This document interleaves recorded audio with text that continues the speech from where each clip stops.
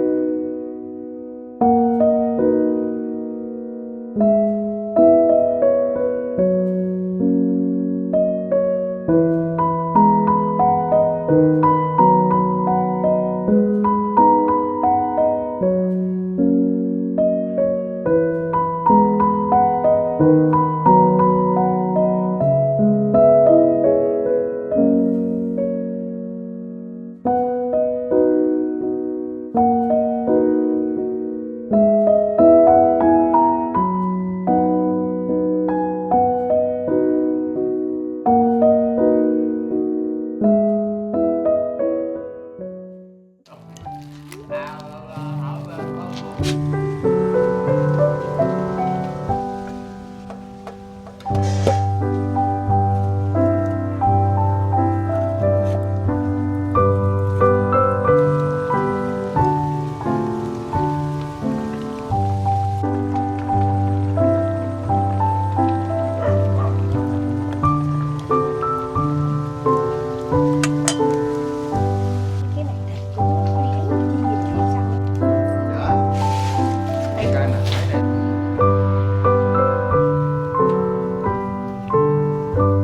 trước rồi bác Sáu mua cỡ 2 năm trước rồi.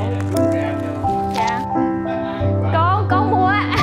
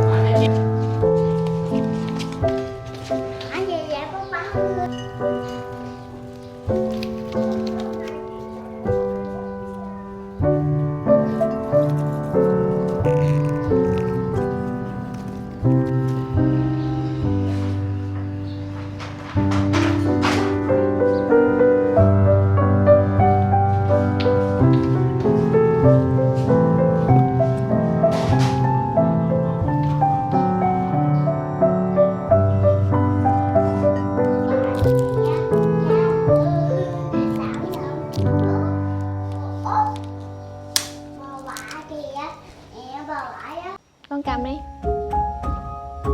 Đẹp không?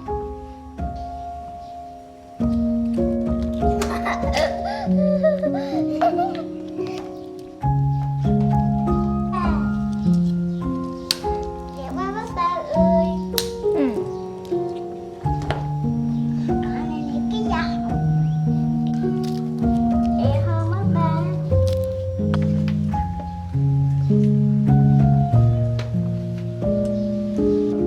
Ok.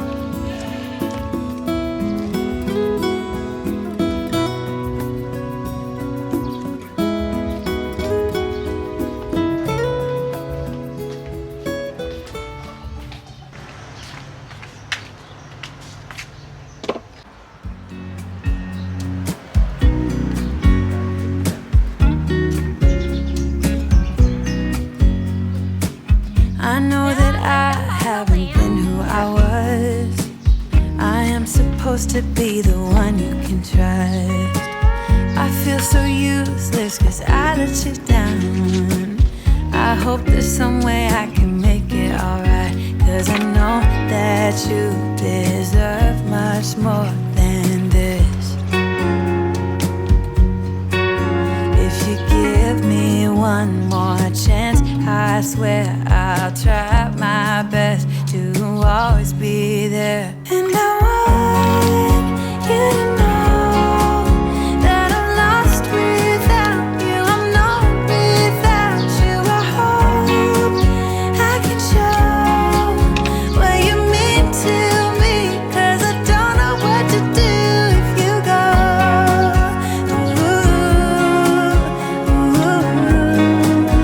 I just don't know what to do if you go.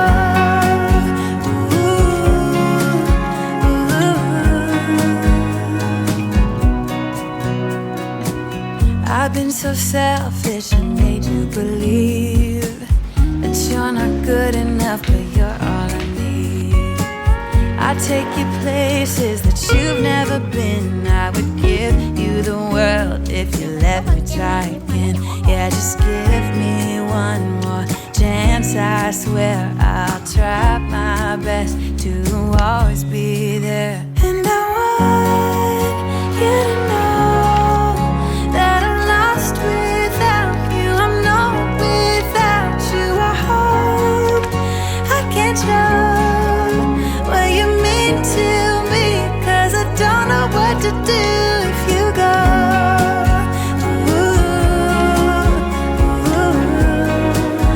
I just don't know what to do if you go.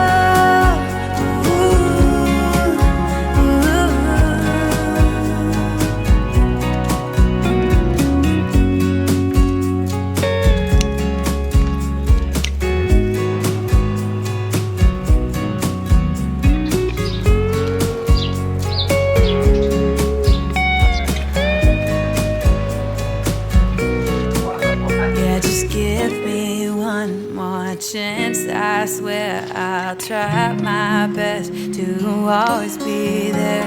And I want you to know that I'm lost without you. I'm not without you. I hope I can show what you mean to me, 'cause I don't know what to do if you go.